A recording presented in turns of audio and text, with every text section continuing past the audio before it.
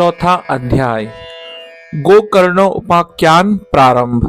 सूत जी कहते हैं, मुनिवर, उस समय अपने भक्तों के चित्त में अलौकिक भक्ति का प्रादुर्भाव हुआ देख भक्तवत्सल भगवान अपना धाम छोड़कर वहां पधारे। उनके गले में वनमाला शोभा पा रही थी। श्रीअंग सजल जलधर के समान श्यामवर्ण था। उस पर मनोहर पीतांबर सुशोभित था। कटि प्रदेश करधनी की लड़ियों से सुसज्जित था। सिर पर मुकुट की लटक और कानों में कुंडल की झलक देखते ही बनती थी। वे त्रिभंग ललित भाव से खड़े हुए चित्त को चुराए लेते थे। वक्षस्थल पर कौस्तुभ मणि दमक रही थी। सारा श्री अंग हरिचंदन से चर्चित था। उस रूप की शोभा का क्या कहे। उसने तो मानो करोड़ों कामोदेव की रूप माधुरी छीन ली थी। वे परमानंद चिंत मूर्ति मधुराति मधुर मुरलीधर ऐसी अनुपम छवि से अपने भक्तों के निर्मल चित्तों में आविर्भूत हुए। भगवान के नित्य लोक निवासी लीला परिकर उद्भववादी वहां गुप्त रूप से उस कथा को सुनने के लिए आए हुए थे। प्रभु के प्रकट होते ही चारों ओर जय हो की ध्वनि होने लगी। उस समय भक्ति रस का अद्भुत प्रवाह चला। बार बार अबीर गुलाल और पुष्पों की वर्षा तथा शंख ध्वनि होने लगी। उस सभा में जो लोग बैठे थे उन्हें अपने देह गेह और आत्मा की भी कोई सुध नहीं रही। उनकी ऐसी तन्मयता देखकर नारद जी कहने लगे, मुनीश्वर गण, आज सप्ताह श्रवण की मैंने यह बड़ी ही अलौकिक महिमा देखी। यहाँ जो बड़े मूर्ख दुष्ट और पशु पक्षी भी हैं, वे सभी अत्यंत निष्पाप हो गए हैं। अतः इसमें संदेह नहीं है कि कलिकाल में चित्त की शुद्धि के लिए इस श्रीमद् भागवत कथा के समान मृत्यु लोक में पाप पुण्य का नाश करने वाला कोई दूसरा पवित्र साधन नहीं है। मुनिवर, आप लोग बड़े कृपालु हैं।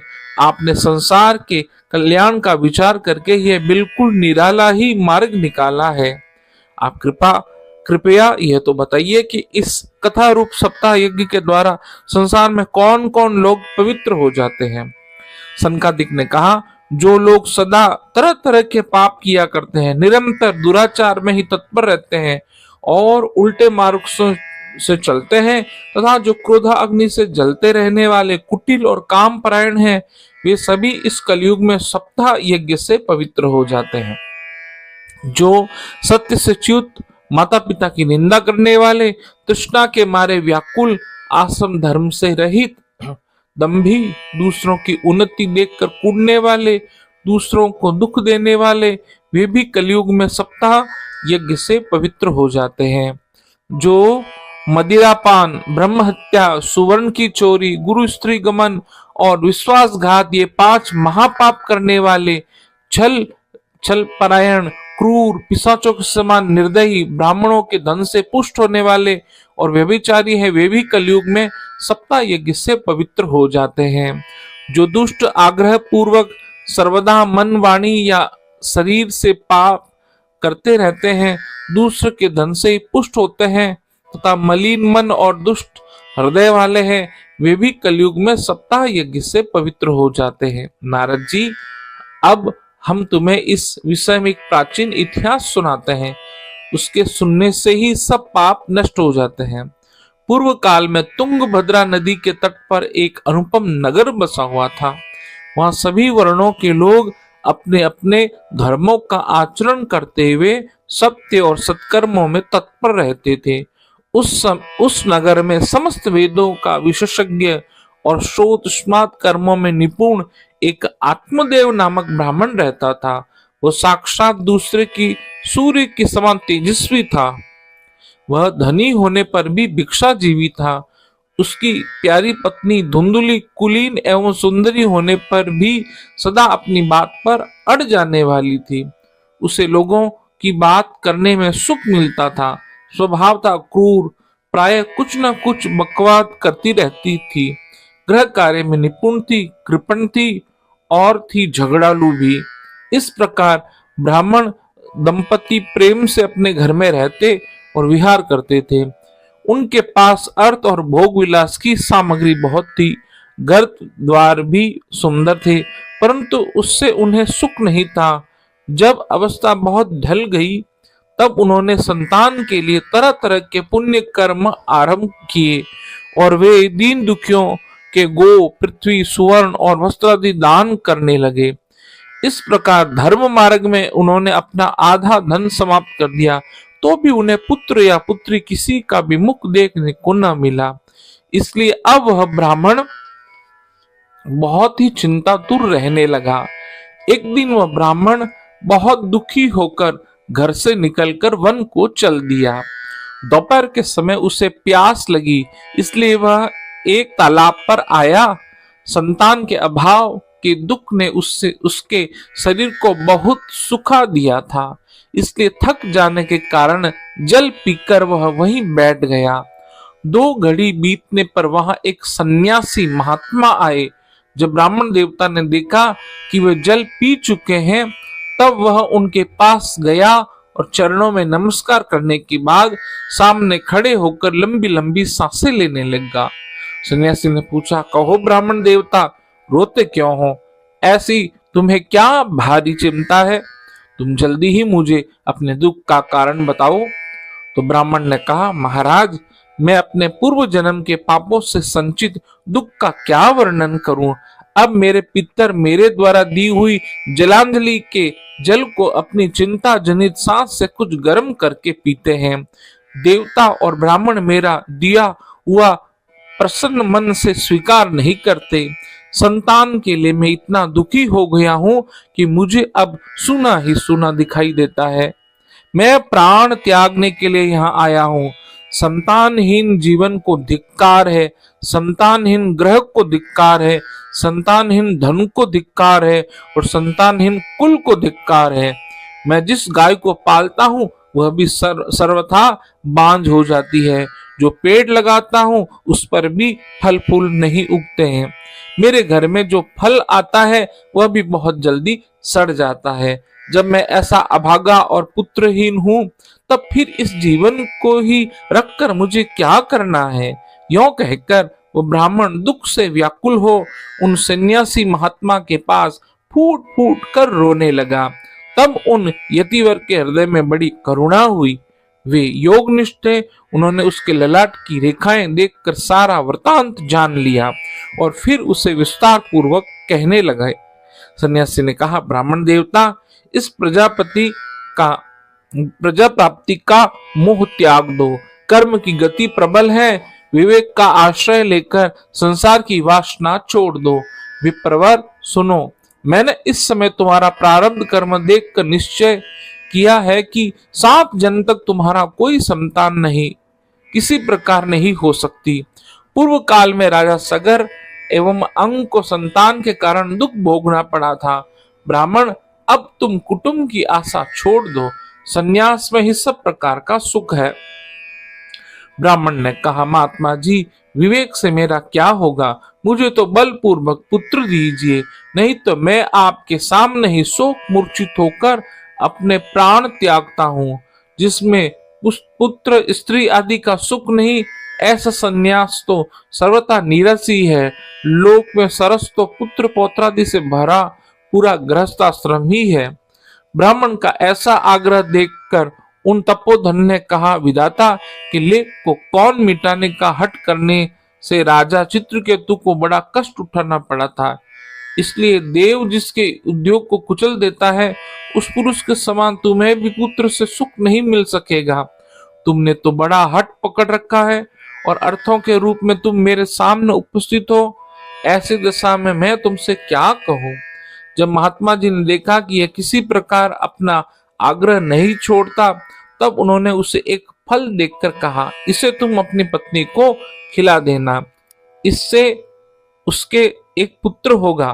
तुम्हारी स्त्री को एक साल तक सत्य, शौच, दया, दान और एक समय एक ही अन्न खाने का नियम रखना चाहिए। यदि वह ऐसा करेगी तो बालक बहुत शुद्ध स्वभाव वाला होगा। यों कहकर वे योगीराज चले गए और ब्राह्मण अपने घर लौट आया। वहां आकर उसने वह फल अपनी स्त्री के हाथ में दे दिया और स्वयं कहीं चला गया। उसकी स्त्री तो कुटिल स्वभाव की थी ही।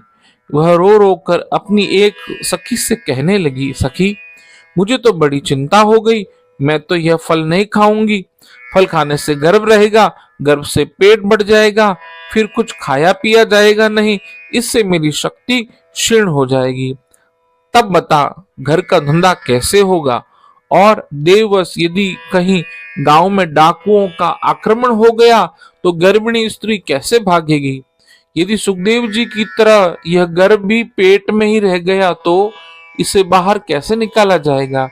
और कहीं प्रसव काल के समय वह टेढ़ा हो गया तो फिर प्राणों से ही हाथ धोना पड़ेगा। यों भी प्रसव के समय बड़ी भयंकर पीड़ा होती है। मैं सुकुमारी भला यह सब कैसे सह सकूंगी? मैं जब दुर्बल पड़ जाऊंगी तब नंद रानी आकर घर का सब माल मता समेट ले जाएगी और मुझसे तो सत्य शौचादि नियमों का पालन होना भी कठिन ही जान पड़ता है। जो स्त्री बच्चा जनती है उससे उस बच्चे के लालन पालन में भी बड़ा कष्ट होता है। मेरे विचार से तो वंध्या या विधवा स्त्री ही सुखी है। मन में ऐसे ही तरह तरह के कुतर्क उठने से उसने वह फल नहीं खाया। जब उसके पति ने पूछा, फल खा लिया? तब उसने कह दिया, हाँ खा लिया। एक दिन उसकी बहन अपने आप ही उसके घर आई। तब उसने अपनी बहन को सारा वृतांत सुनाकर कहा कि मेरे मन में इसकी बड़ी चिंता है। मैं इस दुख के कारण दिनों दिन दुबली हो रही हूँ। बहन, मैं क्या करूं? बहन ने कहा, मेरे पेट में बच्चा है। प्रसव होने पर वह बालक मैं तुझे दे दूंगी। तब तक तू गर्भवती के समान घर में गुप्त रूप से सुख से रह। तू मेरे पति को कुछ धन दे देगी तो वह तुझे अपना बालक दे देंगे। हम ऐसी युक्ति करेंगे जिससे भाई सब लोग यही कहें कि इसका बालक 6 महीने का होकर मर गया और मैं नित्य प्रति तेरे घर आकर उस बालक का लालन पालन पोषण करती रहूंगी। तू इस समय इसकी जांच करने के लिए ये फल गो को खिला दे। ब्राह्मण ने स्त्री स्वभाव बस जो उसकी बहन ने कहा था वैसे ही सब किया। इसके पश्चात समय अनुसार जब उस स्त्री के पुत्र हुआ तब उसके पिता ने चुपचाप लाकर उससे धुंधली को दे दिया और उसने आत्मदेव को सूचना दे दी कि मेरे सुखपूर्वक बालक हो गया है। इस प्रकार आत्मदेव के पुत्र हुआ सुनकर सब लोगों को बड़ा आनंद हुआ। ब्राह्मण ने उसका जातकर्म संस्कार करके ब्राह्मणों को दान दे दिया। उसके द्वार पर गाना बजाना और अनेक प्रकार के मांगलिक कृत्य होने लगे। धुंधली ने अपने पति से कहा, मेरे स्तनों में तो दूध ही नहीं, फिर गो आदि किस अन्य जीव के दूध से मैं इस बालक का किस प्रकार पालन करूंगी? मेरी बहन के अभी बालक हुआ था, वह मर गया है। उसे बुलाकर अपने यहाँ रख लेते हैं, वह आपके इस बच्चे का लालन पोषण कर लेगी। तब पुत्र की रक्षा के लिए आत्मदेव ने वैसा ही किया और माता धुंधली उस बालक का नाम धुंधकारी रखा। उसके बाद 3 महीने बीतने पर उस गो के भी एक मनुष्यकार बच्चा हुआ। वो सर्वांग सुंदर, दिव्य, निर्मल तथा सुवर्ण की सी कांति वाला था। उसे देखकर ब्राह्मण देवता को बड़ा आनंद हुआ और उसने स्वयं ही उसके सब संस्कार किए। उस समाचार से तो सब लोगों को बड़ी आश्चर्य हुआ। वे बालक को देखने के लिए आए तथा आपस में ही कहने लगे, देखो भाई, अब आत्मदेव का कैसा भाग्य उदय हुआ है। कैसे आश्चर्य की बात है कि गो के भी ऐसा दिव्य रूप बालक उत्पन्न हुआ है। देव योग से इस गुप्त रहस्य का किसी को पता न लगा। आत्मदेव ने उस बालक के गो से कान देखकर उसका नाम गोकर्ण रखा। कुछ काल बीतने पर वे दोनों बालक जवान हो गए। उनमें गोकर्ण तो बड़ा पंडित और ज्ञानी हुआ, किंतु धुंधकारी बड़ा ही दुष्ट निकला। स्नान शौचादि ब्राह्मणोचित आचारों का उसमें नाम भी न था, न खान पान का ही कोई परहेज था। क्रोध उसमें बहुत बड़ा चढ़ा था। वह बुरी बुरी वस्तुओं का संग्रह किया करता था। मुर्दे के हाथ से छुआ हुआ अन्न भी खा लेता था। दूसरे की चोरी करना और सब लोगों से द्वेष बढ़ाना उसका स्वभाव बन गया था। छिपे छिपे वह दूसरों के घरों में आग लगा देता था। दूसरों के बालकों को खिलाने के लिए गोद में लेता और उन्हें चट कुएं में डाल देता। हिंसा का तो उसे व्यसन सा हो गया था। हर समय वह अस्त्र शस्त्र धारण किए रहता और बेचारे अंधे और दीन दुखियों को व्यर्थ तंग करता। चांडालों से उसका विशेष प्रेम था। बस हाथ में फंदा लिए कुत्तों की टोली के साथ शिकार की टोह में घूमता रहता। वेश्याओं के जाल में फंसकर उसने अपने पिता की सारी संपत्ति नष्ट कर दी। एक दिन माता पिता को मार पीट कर घर के सब बर्तन भाड़े उठा ले गया। इस प्रकार जब सारी संपत्ति स्वाहा हो गई तब उसका कृपण पिता फूट फूट कर रोने लगा और बोला, इससे तो इसकी माँ का बांध रहना ही अच्छा था। कुपुत्र तो बड़ा ही दुखदायी होता है। अब मैं कहाँ रहूं, कहाँ जाऊं, मेरे इस संकट को कौन काटेगा। हाय, मेरे ऊपर तो बड़ी विपत्ति आ पड़ी है। इस दुख के कारण अवश्य मुझे एक दिन प्राण छोड़ने पड़ेंगे। उसी समय परम ज्ञानी गोकर्ण जी वहां आए और उन्होंने अपने पिता को वैराग्य का उपदेश करते हुए बहुत समझाया। वे बोले, पिताजी, यह संसार असार है, यह अत्यंत दुख रूप है और मोह में डालने वाला है। पुत्र किसका, धन किसका, स्नेहवान पुरुष रात दिन दीपक के समान जलता रहता है। सुख न तो इंद्र को है न चक्रवर्ती राजा को ही है। सुख तो केवल विरक्त एकांत जीवी मुनि को है। यह मेरा पुत्र है, इस अज्ञान को छोड़ दीजिए। मोह से नरक की प्राप्ति होती है। ये शरीर तो नष्ट होगा ही, इसलिए सब कुछ छोड़कर वन में चले जाइए। गोकर्ण के वचन सुनकर आत्मदेव वन में जाने के लिए तैयार हो गया और उनसे कहने लगा, बेटा, वन में रहकर मुझे क्या करना चाहिए, यह मुझे विस्तार पूर्वक कहो। मैं बड़ा मूर्ख हूँ। अब तक कर्मवश स्नेह पास में बंधा हुआ अपंग की भांति इस घर रूप अंधेरे कुओं में पड़ा रहा हूँ। तुम बड़े दयालु हो, इससे मेरा उद्धार करो। गोकर्ण ने कहा, पिताजी, ये शरीर हड्डी मांस और रुधिर का पिंड है। इसे आप मैं मानना छोड़ दें और स्त्री आदि पुत्र को अपना कभी न माने। इस संसार को रात दिन क्षण भंगुर देखें। इसकी किसी भी वस्तु को स्थायी समझकर उसमें राग ना करें। बस एकमात्र वैराग्य रस के रसिक होकर भगवान की भक्ति में लगे रहें। भगवत जनी ही सबसे बड़ा धर्म है। निरंतर उसी का आश्रय लिए रहे। अन्य सब प्रकार के लौकिक धर्मों से मुख मोड़ लें। सदा साधु जनों की सेवा करें। भोगों की लालसा को पास न फटकने दें तथा जल्दी से जल्दी दूसरों के गुण दोषों का विचार करना छोड़कर एकमात्र भगवत सेवा और भगवान की कथाओं के रस का ही पान करो। इस प्रकार पुत्र की वाणी से प्रभावित होकर आत्मदेव ने घर छोड़ दिया और वन की यात्रा की। यद्यपि उसकी आयु उस समय 60 वर्ष की हो चुकी थी, फिर भी बुद्धि में पूरी दृढ़ता थी। वहां रात दिन भगवान की सेवा पूजा करने से और नियम पूर्वक भागवत के 10वें स्कंद का पाठ करने से उसने भगवान श्री कृष्ण चंद्र को